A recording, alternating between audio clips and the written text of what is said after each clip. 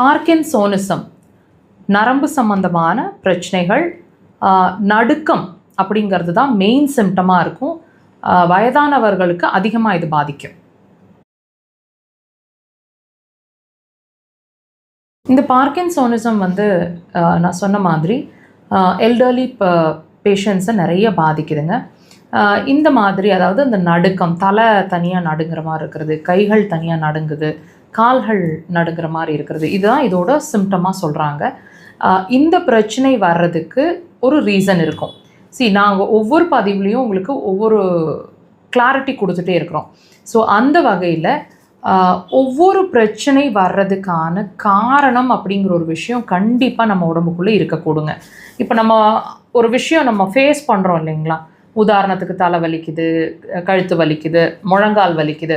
So இது எல்லாத்துக்கும் இது நீங்கள் இந்த ஃபேஸ் பண்ணிகிட்ருக்கிற விஷயங்கள் அப்படிங்கிறது வியாதி கிடையாது. திரும்ப திரும்ப அதை நான் உங்களுக்கு உணர்த்திகிட்டே இருக்கேன். நம்ம ஃபேஸ் பண்ணிகிட்ருக்கிற விஷயங்கள் சிம்டம்ஸ் மாத்திரமே, உடம்பு நமக்கு உள்ள பிரச்சனை இருக்குன்னு வெளியே நமக்கு உணர்த்திகிட்ருக்கிற விஷயங்கள் மாத்திரமே. அதே வகையில் இந்த பார்க்கின்சோனிசம் அப்படிங்கிற விஷயமும் பிரச்சனையும் வியாதி இல்லை. இது வியாதி உள்ள ப்ராப்ளம் இருக்குது அப்படிங்கிறதுக்கான ஒரு அறிகுறியாக நீங்கள் இதை எடுத்துக்கணும். ஸோ இந்த பிரச்சனை இருக்கிறவங்களுக்கு என்ன உறுப்பு சார்ந்த பிரச்சனை இருக்கக்கூடும் அப்படின்னு கேட்டிங்கன்னா, முதல் விஷயம் அவங்களோட இரைப்பை. பசி சரியில்லாமல் இருக்கும், ருசி சரியில்லாமல் இருக்கும், ரொம்ப டிப்ரெஸ்டாகவே இருப்பாங்க, ஒரு கலகலப்பாகவே அவங்கள நீங்கள் பார்க்க முடியாது, எப்பவும் இறுக்கமாகவே இருப்பாங்க, சாப்பிட்டா வயிறு வலிக்குது, கம்மியாக சாப்பிட்றேன், சரியாக சாப்பிட முடியல, பசிக்கவே மாட்டேங்குது ஆனால் நான் சாப்பிட்டுட்ருக்கேன், இந்த மாதிரி இரைப்பை சம்மந்தமான ஏதாவது ஒரு பிரச்சனை சொல்லுவாங்க.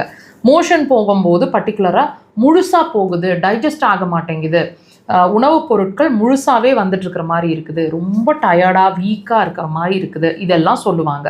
அடுத்த விஷயம் கண்டிப்பாக அவங்களோட பித்தப்பை சார்ந்த பிரச்சனை என்ன இருக்கக்கூடும், தூங்க மாட்டாங்க, டிஸ்டர்ப்டு ஸ்லீப்பாக இருக்கும், அப்படியே தூங்கினாலும் லேட்டாக தூக்கம் வருதுன்னு சொல்லுவாங்க, 2 மணி 3 மணி வரைக்கும் தூக்கம் வர மாட்டேங்குது, அல்லது 10 மணி 11 மணிக்கு படுத்தா கூட அந்த 11 மணிலேருந்து 3 மணிக்குள்ளே குறைஞ்சபட்சம் ஒரு தடவையாவது முழிச்சுக்கிற மாதிரி இருக்கும், கனவுகள் நிறையா வர மாதிரி இருக்கும், பயமுறுத்துகிற மாதிரி கனவுகள், எப்பவுமே ஒரு கோபம் இரிட்டேஷன் மூட்லேயே இருப்பாங்க, கோபம் அதிகமாக வர்ற மாதிரி இருக்கும், சிடுன்னு நம்ம மேலே எரிஞ்சு விழுகிற மாதிரி, இந்த மாதிரி விஷயங்கள்லாம் கண்டிப்பாக இருக்குங்க.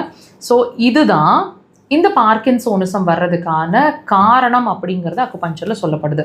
ஸோ பிரச்சனை எங்கே இருக்குது அப்படிங்கிறத நீங்கள் அனலைஸ் பண்ணுங்கள்.